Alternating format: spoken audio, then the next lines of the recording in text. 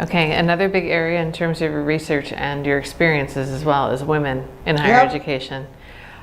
So I think you've kind of spoken to this a little bit, but I'll ask you directly, what inspired you to examine issues facing women in the academy? Well, first of all, my mother's experience, and which was that here she was, a PhD by test standards, probably a stronger PhD than my father, who was a professor, who was very successful as a professor.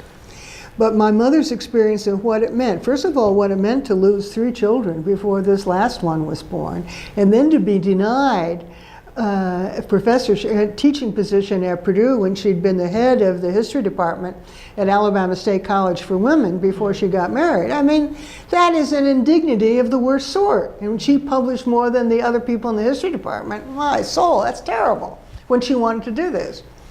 But then I ended up teaching at Barnard, and Barnard was a women's college and it had a significant number of women faculty. And here I was running a teacher education program, and I didn't know beans when the bottle was open about how to run a teacher education program, a teacher training program. I did know that we needed to work in New York City and not in the suburbs.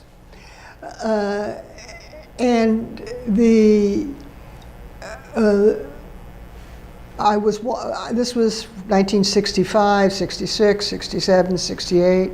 The women's movement was going. And I was active in the American Historical Association, and I was on the American Historical Association's initial committee on the status of women in the history profession. And then I became chair of the first permanent committee because the chair of the interim committee had a stroke. And these were serious people. Hannah Gray, President of the University, subsequently President of the University of Chicago, Carl Shorsky, Professor of European History at Princeton, Paige Smith, Santa Cruz, and the fabulous Willie Lee Rose, who had a stroke when she was very young and had to quit. So we looked at the status of women in history departments, and we learned that something I had not known, that a higher fraction of women were getting PhDs when my mother got one in the late 20s than when I got one in much later, in 1964. And the faculty of liberal arts colleges, co-ed liberal arts colleges, had women on their faculties who were displaced after World War II when they moved to put men on their faculties. At about this time, the president of Barnard College was a woman named Martha Peterson, wonderful woman. And she was on the board of the American Council on Education. She went to a meeting, and the president of Princeton was on this committee. This was 1968-69.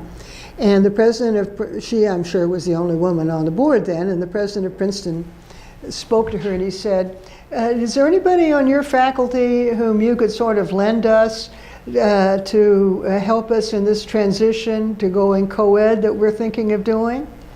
And she said, I'll think about it. And so she called me up and she said, would you be willing to go to Princeton next year and work with the president essentially as lend-lease, with the absolute guarantee I would return to Barnard at the end of the year, which of course gave me vastly more freedom than if I was trying to make a life at Princeton. My husband was appointed to the Institute of Advanced Study at Princeton for that year, so it worked fine. So as a family, we moved to Princeton. And of course, I didn't work, I met officially with Mr. Goheen, Robert Goheen, who was president. But I really worked with a brand new provost, who was a man named William Bowen, who subsequently became president of Princeton. And with Neil Rudenstein, who subsequently became president of Harvard, who was the new dean of students, and with the assistant dean of students, Adele Simmons, who was brought in for that job. They asked me if I wanted to do that. I said, no, thank you. And a woman who was working with Bill Bowen, Mary Proctor, about what changes, if any, should Princeton make to make itself as good a place for girls as it was for boys. Well, that was an interesting question. And my answer to that was, since Princeton had never had any women faculty until that year, they had 2 assistant professors and one woman who had been promoted from lecturer in sociology to professor, Suzanne Keller. I said it needs women faculty with a touch of feminism. And they said, well, we don't, the dean of faculty said, well, we don't have, there wouldn't be women qualified. I said, well, what do you look for in qualifications? And they said, well, that they've had a Rhodes. I said, well, you can't say a Rhodes Scholarship because women haven't been eligible for them in the past. Well, they said other things. I said, okay, give me 3 or 4 categories. So they gave me 3 or 4 categories. Rockefeller Fellowship, certain other kind of fellowships. Bought a pair of shoes that day, took home the shoe box, got a bunch of IBM key sort cards, and went through all of these fellowships and pulled all the cards for the women. And the next day I brought in the shoebox filled with the IBM key sort cards with all these women who had had these fellowships. I said, look at these women. There are women. Princeton has now had a woman president. That's amazing. And so I wrote an article for Science Magazine at the end of the year about women in academia, which is probably the article that has been most cited of anything I ever wrote. My colleagues, my 2 colleagues at Barnard were very helpful in this. One is Catherine Stimson, who has just recently retired as the provost at New York University. And the other was Kate Millett, who wrote that same year a book, Sexual Politics, that was a bestseller, which was, these are both English professors who write fluidly. I wrote a little article and they wrote big stuff, but they were very helpful. So in terms of your research and experiences in this area of research to now, where do you see the issues with gender equity in higher ed that are important to address these days? I think that in token elite jobs, the situation is vastly better. You know, we have women presidents of major universities now. One wonderful one just retired here, Drew Faust. I think that we still find, though, women on faculties congregated in the lower ranks, particularly in that worst of the lower ranks, part-time appointments, and otherwise in the lower ranks. And there are still many obstacles to women's successful upward mobility in higher education.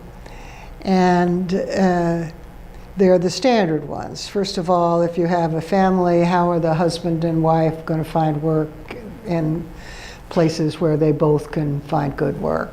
What are you going to do about children? Particularly, it's not so much children as infants and little children. It's children as adolescents. You can't hire babysitters for adolescent children. And adolescent children probably need as much guidance as anybody else, and you have to be available to give it when the moment is right.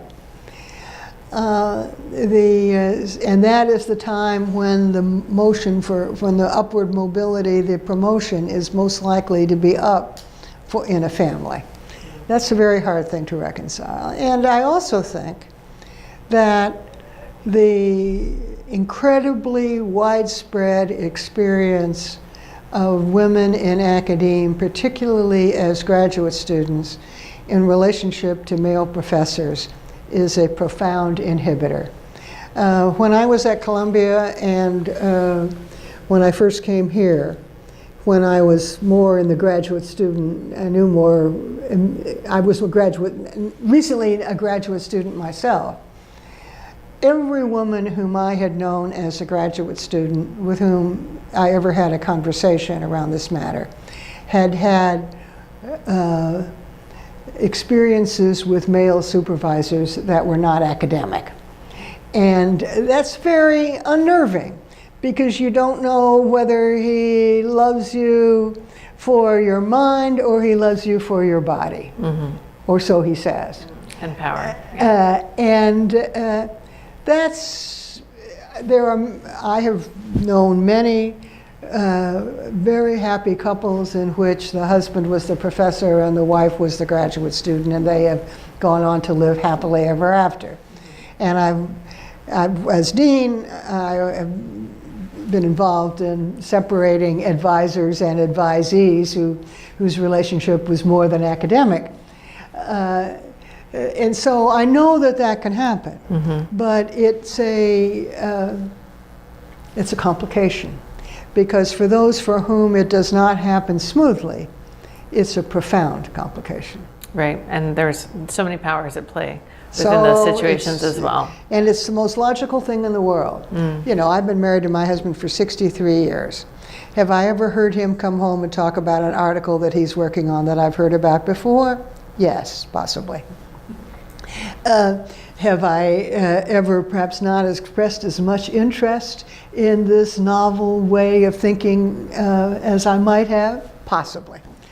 And when he sees some beautiful young woman who says, "Oh, Professor Graham, your article just blows me away. What can I do to make it up to you?"